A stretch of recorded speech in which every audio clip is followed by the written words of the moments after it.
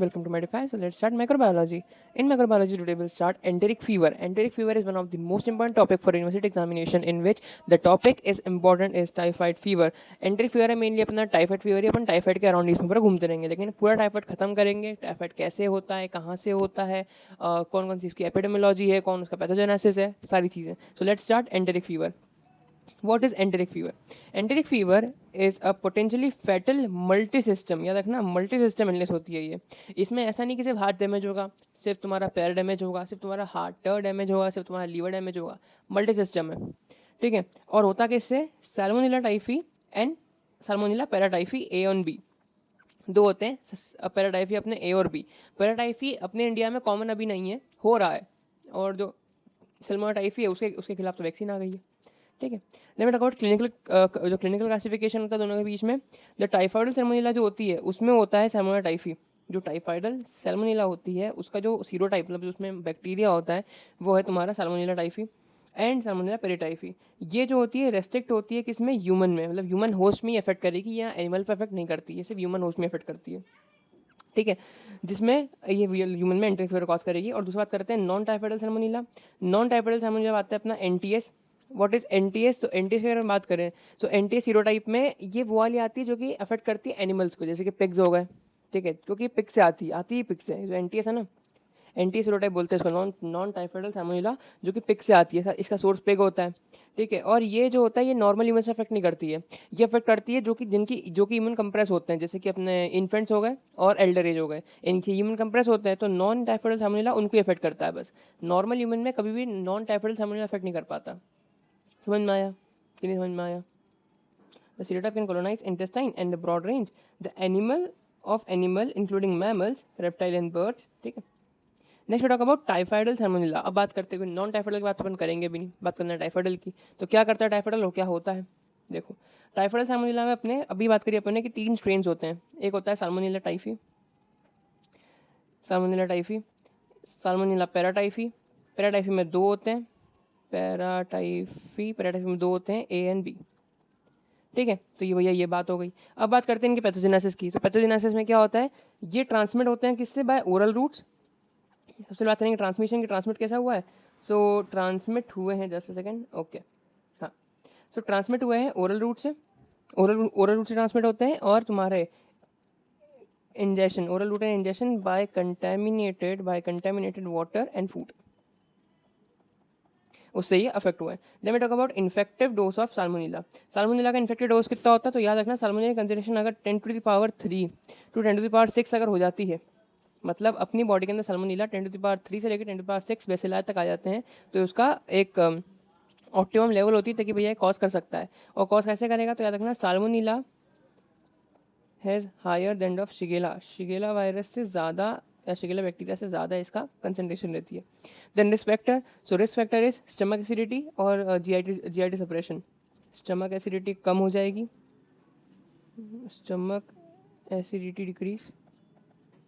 Decrease और GIT suppression. तो भैया ये इसका वो रहता है main, GIT suppression and stomach acidity decrease, GIT suppression, risk factor 2.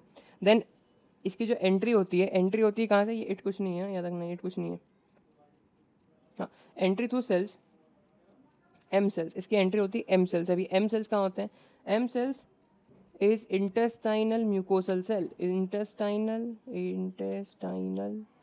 Mucosal cells are M cells. ये इसको अंदर लेते हैं अपने बॉडी के अंदर, मतलब बॉडी के अंदर जो एम सेल्स होते हैं वो कहाँ प्रेजेंट होते हैं? इंटेस्टाइनल म्यूकोजा प्रेजेंट होते हैं. और उनकी जो लाइनिंग होती है वो साल्मोनेला को टाइफी को अपने अंदर ले लेती है, जो कि तुम्हारे इसको ब्लड के अंदर आने देगी, ब्लड या बॉडी के अंदर आने देगी. देन मैक्रोफाज में इसकी एंट्री कैसे होगी? एंट्री तो मैक्रोफाज, देखो जो तुम्हारी ये एपिथेलियल लेयर है, जो तुम्हारी एपिथेलियल लेयर है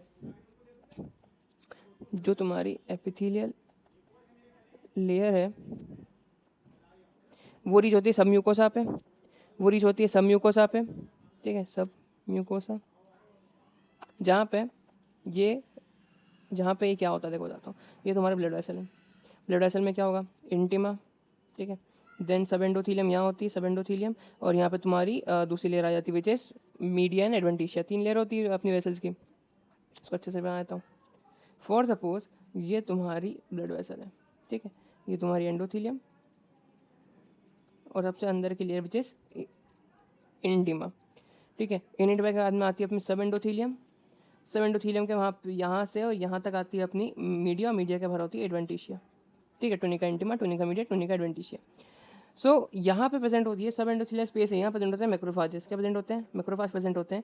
जैसे ही ये तुम्हारा कौन साल्मोनीला ब्लड के अंदर आता है, कहाँ से, एम सेल से, एम सेल से इंटेस्टाइन उसको एब्जॉर्ब करके ब्लड में भेज देगी। ब्लड में भेजने के बाद में क्या हुआ, जैसे ही ब्लड के अंदर आया, ये इसने अपनी एंडोथीलियम की लेयर क्रॉस करी और यहाँ पे आ गया मैक्रोफाज के पास में, मैक्रोफाज को खा गए, फेगोसाइट कर लिया मैक्रोफाज ने, तो मैक्रोफाज के अंदर चले गया, वो मैक्रोफाज के अंदर चले गया। अब क्या होगा, अब क्या होगा, तो ये जो हुआ सर, ये जो साल्मोनेला टाइफी होता है, टाइफी की बात ये होती है कि ये इसके लाइपोपॉलीसेकेराइड में चेंज ला देता है, याद रखना, it change its LPS lipopolysaccharide so that they are no susceptible to lysosomal enzyme। तो जो मैक्रोफाज के अंदर लाइसोसोमल एंजाइम होंगे, जिसकी हेल्प से वो खत्म करना चाहेगा तुम्हारे टाइफी बैक्टीरिया को, वो खत्म नहीं कर पाता।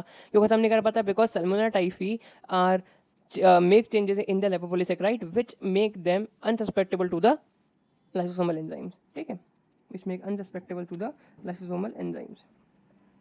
ये कहानी हो गई स्क्वायर सर। अब क्या हुआ, अभी तक क्या हुआ कि बैक्टीरिया जो है वो तुम्हारे मैक्रोफाज के अंदर बैठ गया आके, ठीक है। मैक्रोफाज के अंदर बैठने से क्या होगा, नेक्स्ट अब साल्मोनेला टाइफी जो होगा वो तुम्हारे मैक्रोफाज के अंदर है, प्रेजेंट है। अब मैक्रोफाज के अंदर प्रेजेंट है तो उससे वो स्प्रेड होगा कहाँ पे, लिम्फेटिक्स में, स्प्रेड टू लिम्फेटिक्स,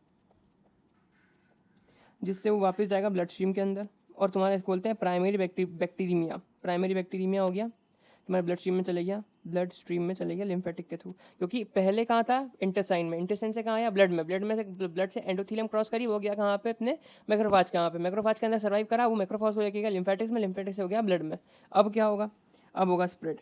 स्प्रेड कैसे होगा, अब ब्लड के अंदर है तो वो रेटिकुलो एंडोथेलियल सेल्स यानी कि जो आरबीसीज हैं, उसमें रेटिकुलो एंडोथेलियल टिश्यू लिख देता हूँ मैं, reticuloendothelial tissue, endothelial tissues की हेल्प से वो liver, spleen, liver, lymph nodes and bone marrow, ये सारी जगह पे चले जाएगा, ये सारी जगह पे जाएगा और दूसरे ऑर्गन में जाएगा, which leads to secondary bacteraemia, which leads to secondary bacteraemia. अब यहाँ पे सिलेक्टेड ऑर्गन पे, जहाँ पे उसको जाना होगा, जिसको अफेक्ट करना होगा, सिलेक्टेड ऑर्गन पे पहुंचेगा और वहाँ पे लीड करेगा clinical disease, onset of clinical disease. वहाँ पे होगा इन्फ्लामेशन, जिससे तुम्हें फीवर हो जाएगा, तो वही फीवर यहाँ से शुरू हुआ तुम्हारा, ठीक है। बैक्टीरिया पूरे बॉडी में तुम्हारा कवर कर चुका है, ठीक है। अब तुम्हें फीवर होना शुरू हुआ है। Next we talk about what is clinical manifestation. याद रखना सबसे इंपॉर्टेंट है, एंटेरिक फीवर जो होता है वो 10 से 14 दिन लगते हैं उसको होने में, इंक्यूबेशन पीरियड 10-14 दिन होता है। 10 से 14 दिन तक क्या करा उसने, सबसे पहले क्या करा उसने, सबसे पहले वो ओरल या इंजेक्शन से अपनी बॉडी के अंदर आया। उसके बाद उसने इन्फेक्टिव डोज जो था साल्मोनेला का, विच इज 10⁻³ to 10⁻6 बेसिलाई को उसने क्या करा, बेसिलाई 10⁻³ to 10⁻6 बेसिलाई को उसने आने दिया पहले, भैया ठीक है अपने लोग तो आ जाए पहले। उसने लोगों को इकट्ठा करा, उसके लोगों को इकट्ठा करने का तो उसने देखा कि भैया जैसे उसका स्टमक की एसिडिटी कम हुई है, जीआईटी सप्रेशन हुआ, वो सीधा अपने इंटेस्टाइन में घुसेगा, इंटेस्टाइन में घुस के एम सेल्स के थ्रू वो इंटेस्टाइनल म्यूकोजल सेल में आ जाएगा, इंटेस्टाइनल म्यूकोजल सेल से वो कहाँ जाएगा, ब्लड में जाएगा, ब्लड से एंडोथेलियल क्रॉस करके अपनी जाएगा सब म्यूकोसल या फिर सब एंडोथेलियल स्पेस में। वहाँ प्रेजेंट है उसका कौन प्रेजेंट है वहाँ पे, अपने मैक्रोफाज प्रेजेंट है। अब वो मैक्रोफाज को कहाँ लेके जाएंगे, लिम्फेटिक्स में। एक मैक्रोफाज के अंदर पहले वो आ गया, अब मैक्रोफाज को क्या लगा कि मैक्रोफाज मैं उसको खत्म कर दूंगा लाइसोसोमल एंजाइम से, लेकिन टाइफस एक ऐसा बैक्टीरिया होता है जो कि अपने लाइपोपॉलीसेकेराइड को चेंज कर सकता है। अब उसने अपने लाइपोपॉलीसेकेराइड या उसकी अपनी आउटर बाउंड्री को चेंज कर दिया, अब उसकी आउटर बाउंड्री चेंज हो गई है, मतलब अब वो पहचान में नहीं आएगा, तो these make unsusceptible to the lysosomal enzymes. तो ये अनसस्पेक्टेबल हो गया, अब खत्म नहीं हो पाएगा, उसको बोलते हैं प्राइमरी बैक्टीरियमिया, जिसमें अब तुम्हारा जो ये है कौन मैक्रोफाज, इसको सब म्यूकोसल स्पेस से उठा के लिम्फेटिक्स में आ जाएगा, लिम्फेटिक के थ्रू वो कहाँ जाएगा, ब्लड स्ट्रीम में चले जाएगा। सब म्यूकोसा पे था, म्यूकोसा से सब म्यूकोसा से क्या, लिम्फेटिक, लिम्फेटिक से क्या, ब्लड स्ट्रीम। अब ब्लड स्ट्रीम से कहाँ जाएगा, ब्लड स्ट्रीम में जाएगा स्प्रेड, प्राइमरी बैक्टीरिया में हो गया, अब वो जाएगा जगह जगह पे, लीवर, स्प्लीन, किडनी, लंग, सब दूर चले जाएगा, ठीक है। अब क्या होगा, अब वो कोई सिलेक्टेड ऑर्गन में पकड़ेगा और वहाँ पे उसका क्लिनिकल सिम्टम का ऑनसेट करा देगा। तो ये सब कराने में उसको कितने दिन लग जाएंगे, 10 से 14 दिन। कितने लगेंगे, 10 से 14 दिन लगेंगे, ठीक है। Enteric fever is named as enteric fever is named transmission. चलो ठीक है, अब बात हुई ये होगी, अब बात करते हैं कि क्या क्या क्लिनिकल सिम्टम्स आएंगे। तो देखो सबसे पहले फीवर आएगा, याद रखना हर डिसीज़ का एक स्पेसिफिक फीवर होता है, जो कि बड़ी बड़ी डिसीज़ है, जैसे कि बात करते हैं अपन 3 की, टाइफाइड, मलेरिया, डेंगू। टाइफाइड में क्या होता है, टाइफाइड में भाई बुखार आता है अपना, इसको बोलते हैं बड़ा हुआ बुखार, मतलब ऐसा, मतलब बताऊंगा तुमको, इसको तो बताना ही है। मलेरिया की बात करते हैं, मलेरिया में आता है हड्डी तोड़ बुखार, घुटने और सब सारे जितने जोड़ हैं सब सब दुखते हैं। डेंगू में आता है ठंड दे के बुखार, पे आपकी पहले ठंड लगती खतरनाक, फिर बुखार आता है। वैसे ही आता है अपना टाइफाइड। टाइफाइड में बुखार कैसा आता है, it is step ladder pattern. अब स्टेप लेटर पैटर्न मतलब बुखार जब आएगा धीरे धीरे धीरे बढ़ेगा, फिर धीरे धीरे धीरे कम होगा, फिर वापस बढ़ेगा, मतलब एक नॉर्मल स्टेबल लाइन पे नहीं रहता कभी भी, हमेशा ऊपर नीचे रहता है। तो पेशेंट आता है इंटरमिटेंट फीवर लेके कि भैया कि डॉक्टर साहब बुखार आया जा रहा है, बार बार आ रहा है, बार बार बार बुखार आ रहा है। ठीक है, सो स्टेप लेटर पैटर्न होता है, ये इंटरमिटेंट होता है, याद रखना, with every spike, gradually higher level with every spike. मतलब ये मान लो कि ऐसा है, एक ये मान लो अभी इसका कुछ 38.3 डिग्री सेल्सियस था बॉडी का टेम्परेचर, ये कम हो गया बुखार वापस, next is 102, next is 104, next is 106, next is 108, ऐसा एक स्टेप लेटर पैटर्न बन रहा है इसमें, डपक डपक डपक डपक स्टेप लेटर पैटर्न बनता है। ठीक है, याद रखना बुखार इंटरमिटेंट है, बार बार बोल रहा हूँ, बुखार आएगा फिर उतर जाएगा, फिर आएगा फिर उतर जाएगा, फिर आएगा फिर उतर जाएगा, लेकिन ये है कि जितना आ रहा है तो हर बार बढ़ बढ़ के आ रहा है। फॉर सपोज अभी 100 है तो अगली बार 104, फिर 108, फिर 116, सिंपल। नेक्स्ट अदर सिम्टम्स क्या होंगे, हेडेक होगा, चिल होगा, कफ होगा, स्वेटिंग होगी, माइलेजिया होगा, एथरेल्जिया होगा, रैशेज इंपॉर्टेंट है, इसको बोलते हैं रोज स्पॉट्स। क्या बोलते हैं, याद रखना, इसको बोलते हैं रोज स्पॉट्स। क्या बोलते हैं, रोज स्पॉट्स बोलते हैं। याद रखना इसमें फेंट सेल्मॉन कलर्ड ब्लेंचिंग और मैक्रोपेपुलर रैश होते हैं। कहाँ पे, ट्रंक और चेस्ट में। ट्रंक और चेस्ट में तुमको इसमें रैशेज आएंगे, 30% में दिखता है ये। ठीक है, और कब दिखता है, तो फर्स्ट वीक में दिख जाता है, जब पहला वीक आता है टाइफाइड का उसमें दिख जाता है। Then we talk about early intestinal manifestation, जैसे कि एब्डोमिनल पेन हो गए, नोजिया, वॉमिटिंग, कॉन्स्टिपेशन, डायरिया, ये सब भी होता है। Important sign is hepatosplenomegaly. ठीक है, एपिस्टेक्सिस, क्या, नाक से खून बहना। देन इतना कोई खास कॉम्प्लिकेशन, जीआईटी ब्लीडिंग कभी कभी होती है, कोई हर बार नहीं होती, मोस्टली नहीं होती ये तुम्हारी GIT bleeding. Then next we talk about epidemiology. अब व्हाट इज एपिडेमोलॉजी, एपिडेमोलॉजी मतलब ये जो टाइफाइड है, टाइफाइड तुम्हें कैसे क्या हो रहा है इसकी बात करते हैं अपन। ये तुमको याद है, क्लिनिकल याद रखना, फीवर कैसा आ रहा है, स्टेप लेटर पैटर्न में आता है, ये मत भूलना, बस कभी भी ये मत भूलना टाइफाइड में ये स्टॉक्स। ठीक है, स्टॉक्स कभी भी स्ट्रेट ऊपर नहीं जाता है, अगर स्ट्रेट ऊपर जा रहा है समझ लेना कि धड़क से नीचे गिरने वाला स्टॉक, याद रखना, मार्केट की बात भी करता हूँ यहाँ पे। ठीक है, अगर स्टॉक सीधा ऊपर जाएगा तो समझ लेना कि जल्दी गिरने वाला है, लेकिन हमें जब जब उसको बढ़ना रहता है हमेशा वो ऐसे बढ़ता है, पहले नीचे ऊपर नीचे होकर बढ़ता है वो। ठीक है, next talk about epidemiology. Epidemiology की अगर बात कर लेंगे, सो होस्ट की अगर बात करते हैं तो होस्ट क्या भैया, याद रखना, ह्यूमन सीज का होस्ट रहता है, बनता है कि साल्मोनेला टाइफी ह्यूमंस में आता है, अगर पैराटाइफी होता है तो जाता है एनिमल्स में, a non non salmonella typhi. हाँ, तो ह्यूमन इसका ओनली होस्ट है। नेक्स्ट ट्रांसमिशन कैसा रहता है, ह्यूमन रहता था, इंजेक्शन से हो रहा है।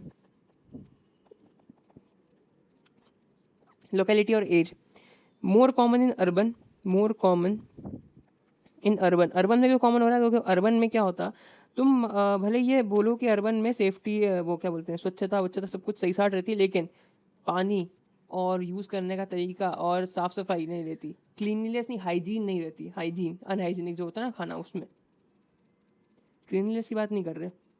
Then urban, then rural. ठीक है, और ये चिल्ड्रंस में आया होता है क्योंकि वही खाते हैं पानी पूरी बार की, children. Yes, pani batasha is the main cause of typhoid. अभी अभी देखना आगे आया, खाना ही कॉज है इसका। Then we talk about factors. अब फैक्टर्स क्या अफेक्ट कर सकते हैं, इसको याद रखना, पुअर सैनिटेशन बताया मैंने अभी, poor sanitation plus contaminated water plus contaminated food plus contaminated drink plus lack of hand hygiene, ये सारे इसके फैक्टर्स होते हैं, लैक ऑफ हैंड हाइजीन। ठीक है, next is what is typhi versus paratyphi. Typhi versus paratyphi मतलब जो बस ये बता रहा है कि जो सल्मोनेला टाइफी है, बताता हूँ क्या मतलब है इसका। तो सल्मोनेला टाइफी है, ये मोर कॉमन था, more common, it was more common, लेकिन इंडिया में अब तो इसकी वैक्सीन आ गई है, तो salmonella paratyphi is now becoming common. Especially जो हो रहा है ना, जो टाइफी है, इसके केसेस इंक्रीज हो रहे हैं और इसके डिक्रीज हो रहे हैं बिकॉज ऑफ वैक्सीन, क्योंकि वैक्सीन आ गई है इसकी नहीं आई है तो इसकी बढ़ रहा है। ये टॉक कैरेज की भैया कैसे इसको कैरी करते हैं, तो याद रखना जो साल्मोनेला टाइफी होते हैं वो कैरियर के थ्रू फैलते हैं। किसके थ्रू फैलते हैं? कैरियर के थ्रू। अब कैरियर क्या होते हैं? तो भैया जो अपन ने पढ़ा लिखा है कि भैया मक्खी होता है ना कि वहाँ से उठा के कहीं और डाल देती है, ह्यूमन एक्सक्रीटा पे मक्खी बैठ के कहीं और बैठ जाती है जाके, तो वो हो जाता है, मतलब फैल जाता है, तो ये कैरियर्स होते हैं। ठीक है, तो कैरियर्स जो अपने पढ़े थे 11वीं वही कैरियर्स हैं। Next talk about duration of shedding. अब ड्यूरेशन ऑफ शेडिंग क्या होता है? याद रखना, जो साल्मोनेला टाइफी होता है, जो साल्मोनेला टाइफी होता है वो शेड होता है 3 महीने में, मतलब उसका जो वाई होता है time period of viable time period जो होता है उसका 3 महीना होता है साल्मोनेला टाइफी का। ठीक है, next talk about food handlers. Food handlers में एक कहानी आती है, तुम सबने पढ़ी होगी, मैरी मलून की। Mary Mary Mallon, she was a cook, she was a cook, और उसको टाइफाइड था। उसको क्या था? उसको टाइफाइड था। तो उसने खाना बनाया, ठीक है, उसने खाना बनाया, और उसने खाना बना के कितने लोगों को खिला दिया? उसने खाना बना के खिला दिया 1300 लोगों को। अब उसने खाना बना के 1300 लोगों को खिला दिया।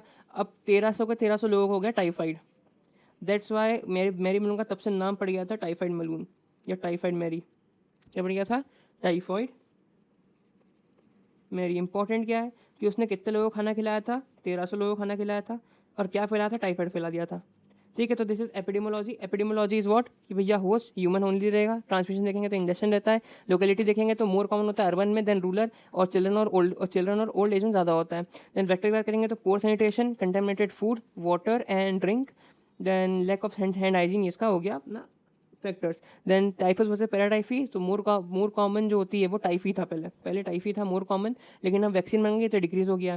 देन पैराटाइफी जो था वो अब इंक्रीज हो रहा है इंडिया में, क्योंकि टाइफस की तो साल्मोनेला टाइफी की वैक्सीन आ गई है।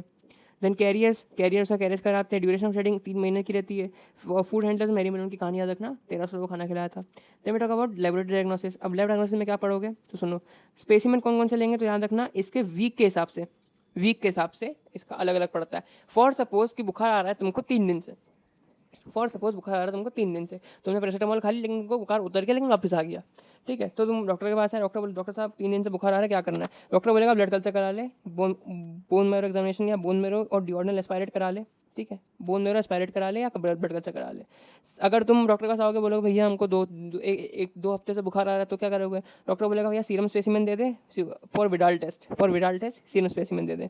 और फिर तुम आओगे भैया डॉक्टर साहब 3 हफ्ते से बुखार आ रहा है, तो भी नहीं 3 हफ्ते से बुखार आ रहा है, तो बोलेगा भाई कर क्या रहा था अब तक?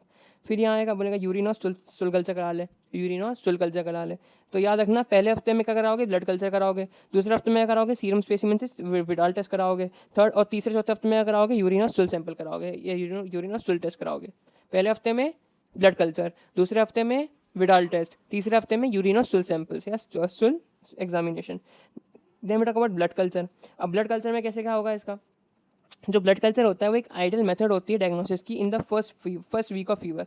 पहले हफ्ते में जो ब्लड कल्चर होता है वो इसका एक वो होता है कि हाँ भैया ब्लड कल्चर करा लो, पता लग जाएगा टाइफाइड है कि नहीं, विच इज बिकम पॉजिटिव। वो पॉजिटिव होता है 90% केसेस में, 90% केसेस में पॉजिटिव रहता है वो। अगर तुमको टाइफाइड है तो पॉजिटिव रहेगा, नहीं है तो टाइफाइड हो जाएगा।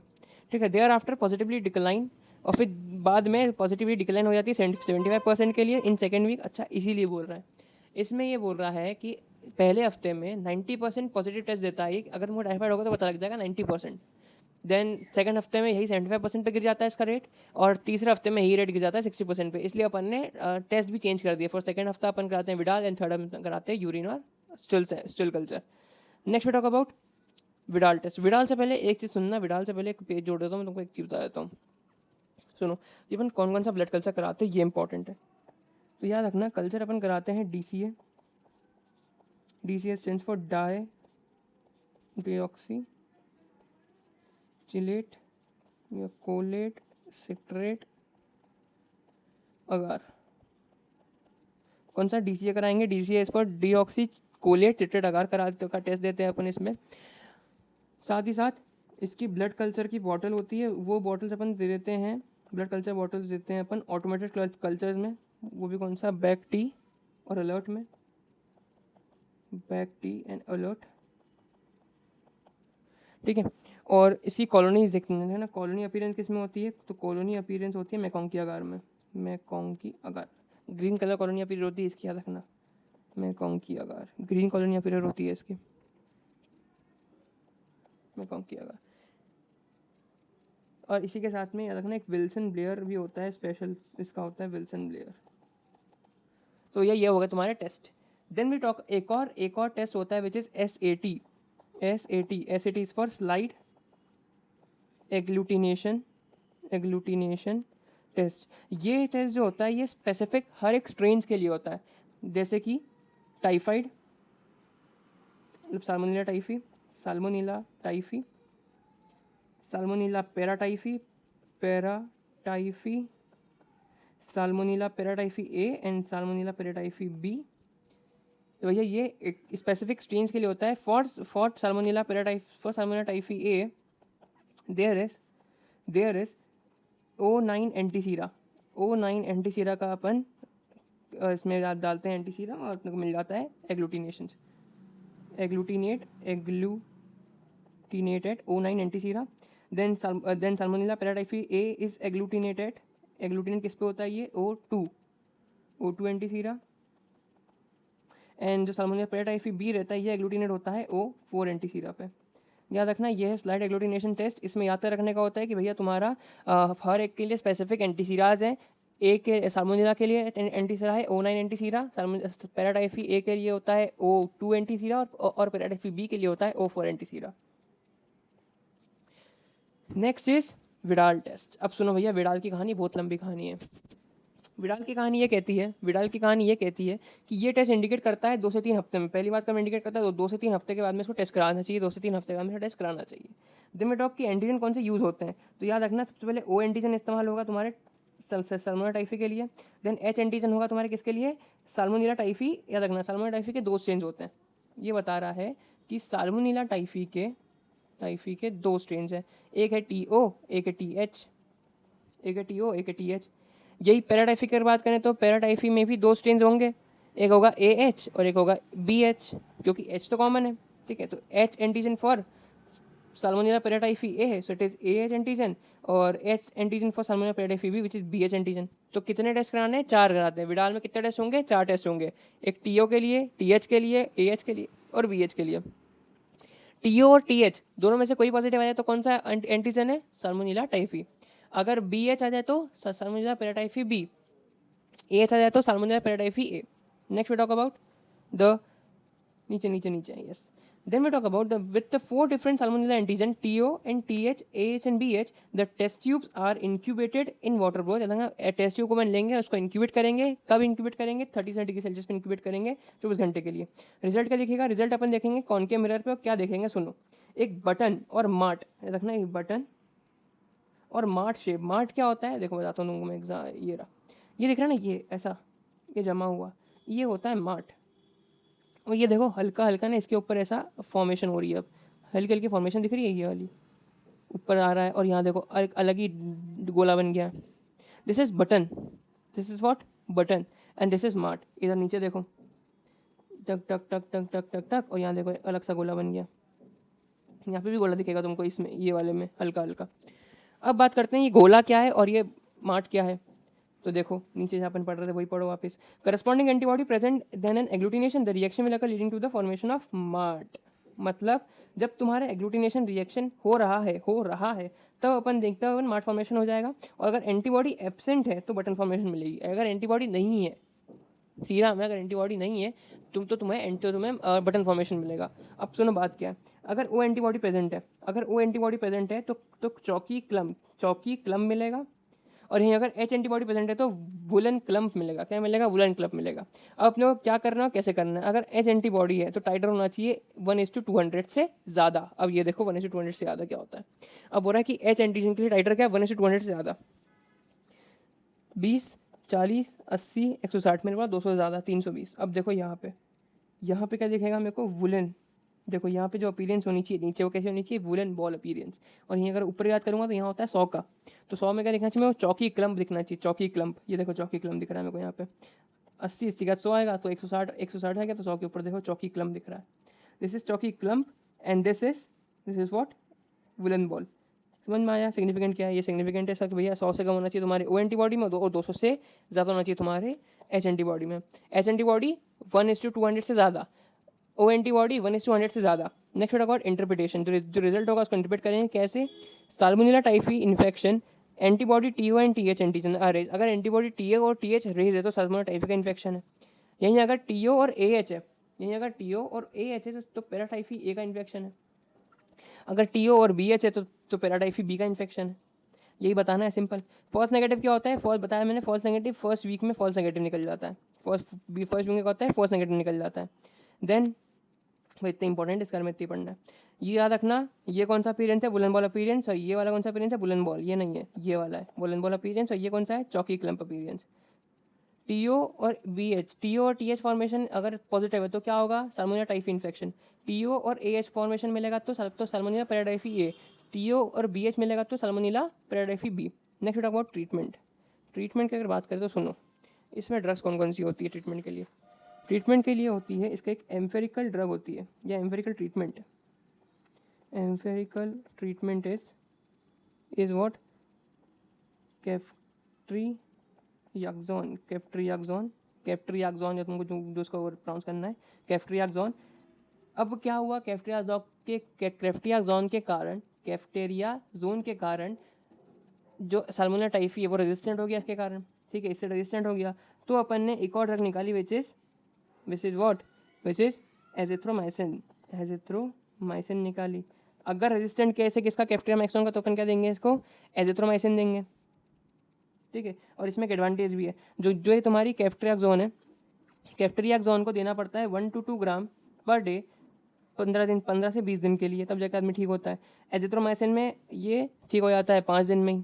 कितने दिन में, 5 दिन में ठीक हो जाता है, 5 दिन में ठीक हो जाता है। और देना कितना है, 1 ग्राम पर डे। इसके अलावा कोई ड्रग्स हैं तो ज़रूर मिलेगी। जो तुम्हारी कैरियर है, ठीक है, जो कैरियर्स को ख़त्म करेगी, तो कैरियर्स को ड्रग ख़त्म करती है वो है एम्पिसिलिन। एम्पिसिलिन जो ड्रग होती है वो कैरियर को ख़त्म करती है। किसको ख़त्म करती है, कैरियर को। एम्पिसिलिन और amoxicillin, this are antibiotic, simple. Then we talk about the prophylaxis. देखो, तुम्हारा पेशेंट आता है, तुम उसको एक एजिथ्रोमाइसिन या एजिथ्रोमाइसिन या ये देके खत्म कर दोगे। अगर तुम्हारा पेशेंट मल्टी ड्रग रेजिस्टेंट भी है तो भी तुम उसका एम्पिसिलिन क्रोमफेनिकॉल देके खत्म कर दोगे। लेकिन अगर पेशेंट आता है कि भैया मेरे को तो क्रॉनिक दिक्कत है, मेरे को हमेशा के लिए एडमिट करना है, एकदम ट्रीटमेंट कराना है मेरे को अच्छा वाला, उसका बुखार आ रहा है, तुम उसका एजिथ्रोमाइसिन दोगे, ठीक हो जाएगी वो, 5 दिन के लिए दोगे, 5 दिन में ठीक हो जाएगी। वापस अगर टाइफाइड हुआ तो उस केस में हम करते हैं पोरफाइलैक्सिस। पोरफाइलैक्सिस में क्या होता है, इसकी 3 लेवल्स होती है। इसमें 3 लेवल्स होती है इस थेरेपी की, विच इज सबसे पहला control of reservoir.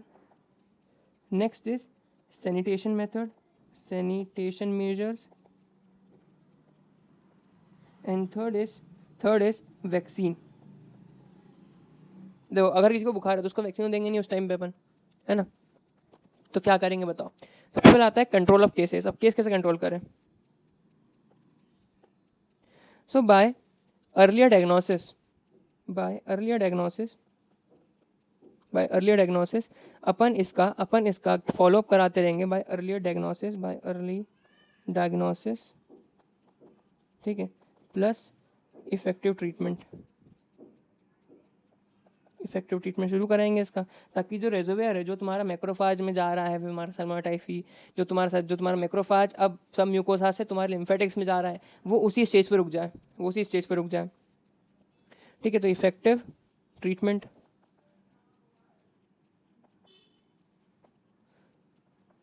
Next is कि भैया तुम जो है इसके फॉलोअप करोगे एग्जामिनेशन को, तो follow up examination which is urine और स्टूल और यूरिन कल्चर कराओगे बार बार, ताकि अपने को पल पर की खबर हो।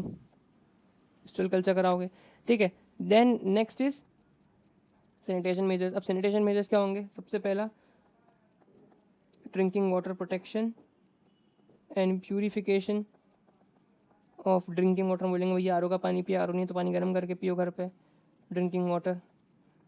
Next is hand washing, proper hand hygiene follow करवाएंगे।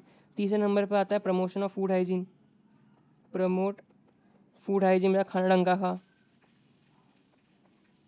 Fourth is health education, health के बारे में एजुकेट करेंगे। देन वी टॉक अबाउट कि वैक्सीन्स। अब वैक्सीन्स कैसे का देंगे, तो इम्यूनाइजेशन करेंगे किसका, सैल्मोनेला टाइफी का। कौन कौन सी वैक्सीन्स होती है, तो याद रखना सैल्मोनेला टाइफी की वैक्सीन कौन कौन सी होती है। एक होती है VICPS, सेकेंड दो वैक्सीन होती है बस, एक होती है VICPS और एक होती है टाइफोरल। जो VICPS होती है, वो VI एंटीजन के लिए होती है, जो कि टाइफाइड में मिलता है। टाइफाइड में एक खास बात होती है, इसके जो वो होती है ना, मतलब इसका जो स्ट्रक्चर होता है, इसके स्ट्रक्चर में एक बहुत खास बात होती है कि इसमें कोई सोमैटिक एंटीजन नहीं मिलता है। इसके पास सिर्फ एक ही चीज़ रहती है, VI एंटीजन। इसमें खास बात होती है कि इसमें OS नहीं रहता, सिर्फ VI एंटीजन रहता है। ऐसे कुछ खास बात थी इसमें, इसलिए अपन ये VI एंटीजन की देते हैं इसमें vaccine. Then we talk about Typhoral. Typhoral is what, Typhoral एक लाइव वो रहता है, लाइव टाइफी रहता है जो कि बॉडी के अंदर जाता है, live typhi which is attenuated. Attenuated मतलब उसको खत्म कर, उसको अफेक्ट, उसके जो किलिंग इफेक्ट है उसको रोक के रखा है, जो टॉक्सिक इफेक्ट है उसका। तो उसको वैक्सीन कब लगाएंगे अपन, जब वो ट्रेवल करेगा किसी भी एंडेमिक एरियाज में, ट्रेवल टू एंडेमिक एरिया में ट्रेवल करेगा तो वैक्सीन लगाऊंगा। नेक्स्ट इज जब किसी मेले में जाएगा या किसी यात्रा में जाएगा या किसी ऐसी जगह जाएगा जहाँ पे उसको ढंग का खाना, ढंग का पहनना, ढंग का पानी नहीं मिल पाएगा, ठीक है। School children's,